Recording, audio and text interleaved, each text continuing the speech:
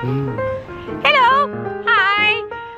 Selamat datang ke video pertama Na Fun Fam. Macam cerita Hindustan pula, you shoot kan dengan pokok semua.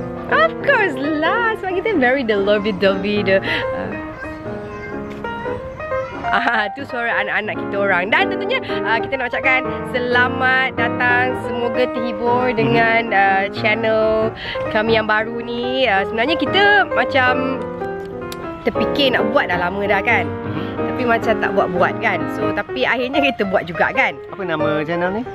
Tadi dah cakap. Apa dia? Na Fun Fam. Na tu ada 3 kali, okay? Na Fun Fam. Nama air tak ada? Tak payah. Dan cerita sikit, channel kita ni kita akan ada video macam mana, makeup tutorial ke, cara nak fitness ke, apa yang ada sebenarnya. Semua pun ada. Semua pun ada? Semua macam-macam. Gila kuasa. You lah. Oh ya. Macam tu je lah. Tengoklah kita orang macam mana, dan kita nak share dengan semua yang sudi. Sudi tak? Sudi. Jangan lupa follow. Kalau suka, bagi tahulah kawan-kawan semua kan. Subscribe. Subscribe kat mana? Kat Langgan. mana? Kat sini. Kat mana lah ada butang kat bawah tu. Kat sini ke kat sini? Ke kat sini? Dia ada tulis subscribe. Kat. Okay, tapi bukan kita dua orang je. Of course ada Akid dan juga Altia.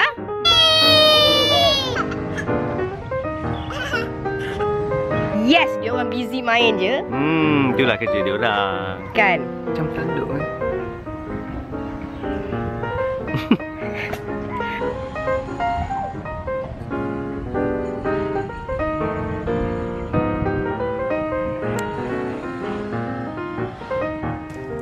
What is that? Rocking butterfly. Rocking butterfly.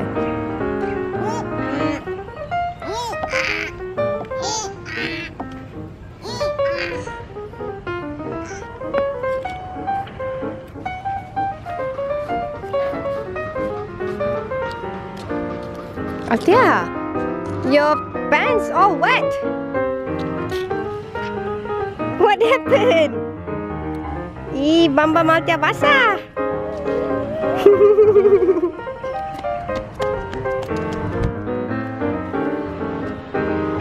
Kenapa suara Altia basah?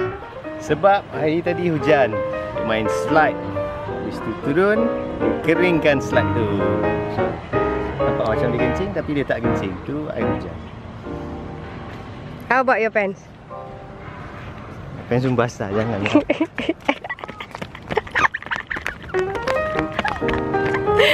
Ayo, Akid, is your pants wet? Tak. Kip.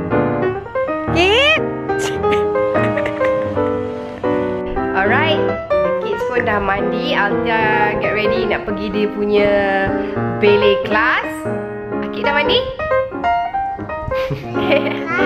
Kak, jadi jangan lupa untuk like dan juga subscribe video-video Na Fun Fam, okay?